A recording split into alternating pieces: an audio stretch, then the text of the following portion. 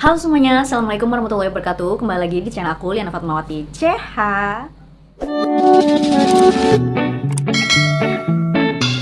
Video kali ini merupakan video revisi dari video aku yang ini.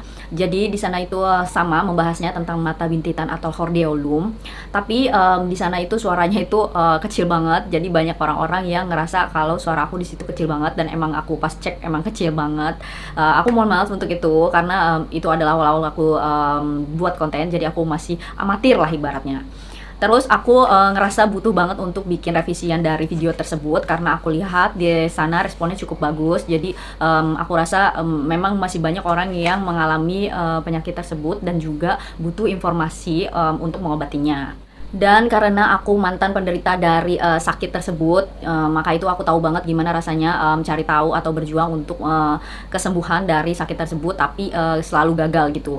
Jadi aku buat revisi ini supaya kalian semua yang mengalami penyakit yang sama juga bisa cepat sembuh dari penyakit ini tanpa harus operasi ataupun mengalami penyakit ini secara berulang-ulang dalam setahun. Sebelum aku lanjut ke bagaimana cara pengobatannya, aku mau bahas dulu soal penyebab utama dari penyakit ini atau sakit ini ya. Jadi bintitan atau dalam bahasa kedokterannya itu disebut dengan hordeolum. Penyebab utamanya itu adalah bakteri Staphylococcus. Susah loh bacanya. Sorry ya kalau salah bacanya ini karena aku bukan orang kedokteran. Yaitu adalah bakteri yang umumnya itu hidup di kulit, menyumbat kelenjar minyak yang ada di kelopak mata. Penyebab lainnya yaitu adalah kuman atau sel kulit mati yang terperangkap di ujung kelopak mata. Gejalanya itu ada 3 ya. Jadi yang pertama itu adanya benjolan merah. Biasanya itu terdapat di atas atau di bawah kelopak mata. Dan dia juga bisa terjadi di luar maupun di dalam kelopak mata juga.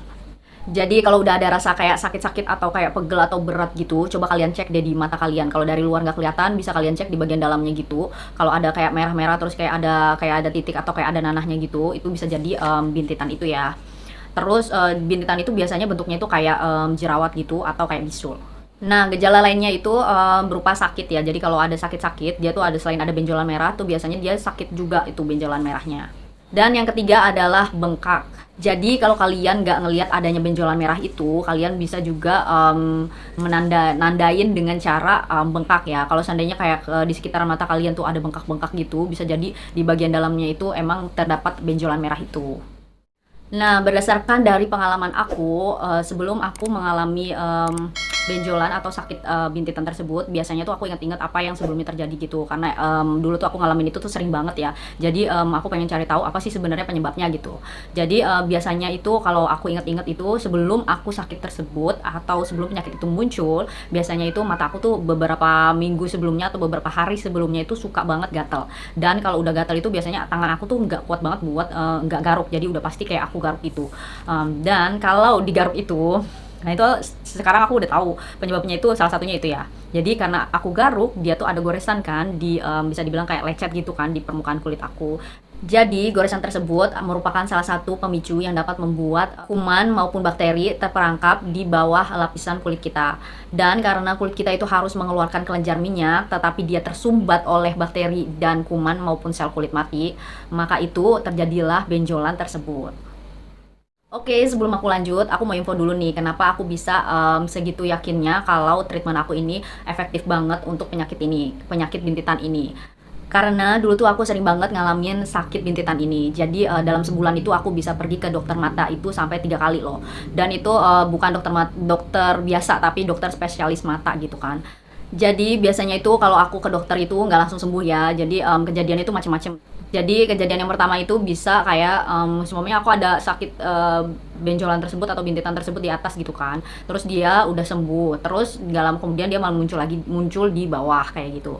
Atau kejadian kedua bisa di kayak sakit yang pertama itu gede gitu kan, benjolannya besar gitu kan. Tapi nggak lama kemudian dia kecil. Tapi nggak lama kemudian dia besar lagi gitu. Ya kayak gitu aja terus kejadiannya kayak berulang-ulang seperti itu. Jadi dalam setahun itu aku bisa ngalamin sakit tersebut kurang lebih 4 sampai 5 kali atau bahkan sampai 6 kali dalam setahun. Kayak sering banget kan itu. Jadi makanya itu aku sampai hafal dan yakin banget dengan treatment ini. Nah, karena aku nggak mau bahas soal obat perobatan karena di judulnya aja aku ini bukan menyarankan tentang obat ataupun operasi, yang keduanya itu sudah aku jalani. Jadi aku udah berkali-kali dioperasi matanya, operasi kecil gitu ya. Dan itu tuh nggak menjamin untuk mata kalian bakalan sembuh total. Karena apa? Karena kalau seandainya pola hidup kalian nggak berubah, itu bakalan tetap aja bikin penyakit itu kambuh lagi atau muncul lagi. Makanya dalam sakit ini, dalam untuk kasus sakit ini atau penyakit ini, kita tuh butuh banget yang namanya merubah pola hidup gitu ya. Karena kalau kalian nggak ngerubah, maka kalian akan bisa lebih besar berpotensi untuk ngalamin apa yang aku alamin, yang tadi udah aku ceritain itu. Jadi bisa dalam setahun itu kalian sakit kayak gitu tuh berulang-ulang gitu loh. Oke, sekarang aku mau lanjut untuk kasih tahu apa aja yang aku lakuin supaya aku bisa cepat sembuh dari penyakit mata bintitan ini ya. Jadi yang pertama itu aku minum obat dari dokter secara teratur sesuai dengan petunjuk dokter. Dan yang kedua itu aku menjaga pola makan aku menjadi jauh lebih sehat daripada sebelumnya. Karena dokter juga bilang kalau sakit itu bisa disebabkan juga oleh daya tahan tubuh yang menurun.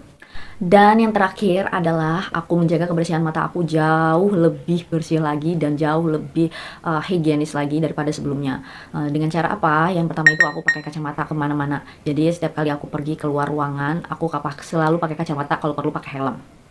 Dan cara aku untuk menjaga mata yang lainnya itu dengan cara mengompres mata aku dengan air hangat saat setelah berpergian, dan juga diutamakan lagi saat sebelum tidur.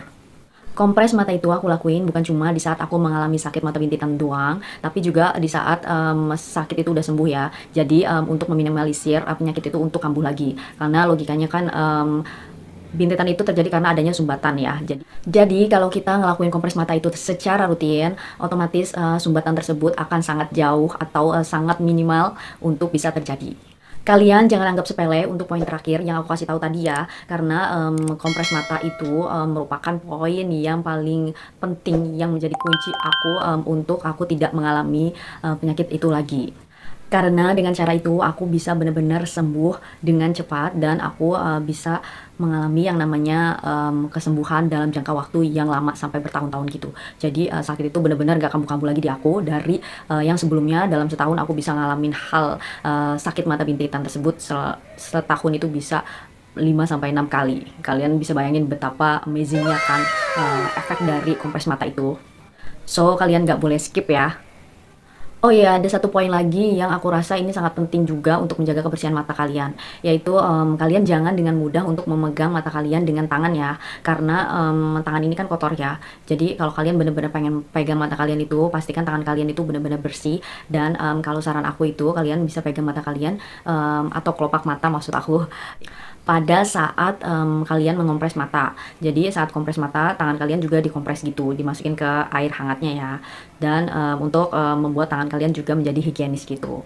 Baru kalian bisa deh pegang kelopak mata kalian dengan aman. Oh ya, aku mau kasih tahu gimana ciri dari sakit mata bintitan yang mau sembuh. Jadi untuk kalian yang punya mata bintitan yang sudah meradang sampai dia ada benjolan atau kayak bisul yang besar gitu, biasanya kalau mau sembuh itu mata kita tuh akan sering kayak belekan gitu loh. Jadi dia sering keluar belek gitu, karena itu menunjukkan kalau dia sedang mengeluarkan cairan dari benjolannya. Dan itu kalian gak perlu khawatir kalau hal itu terjadi. Kalian tetap seperti biasa kompres mata kalian, dan kalian harus jauh lebih menjaga lagi kebersihan mata kalian. Kalau perlu yang aku bilang tadi, kalian harus pakai kacamata kemana-mana, dan kalau perlu pakai helm waktu pas berkendara gitu. Oke, segitu aja tips dari aku supaya sakit mata bintitan cepat sembuh.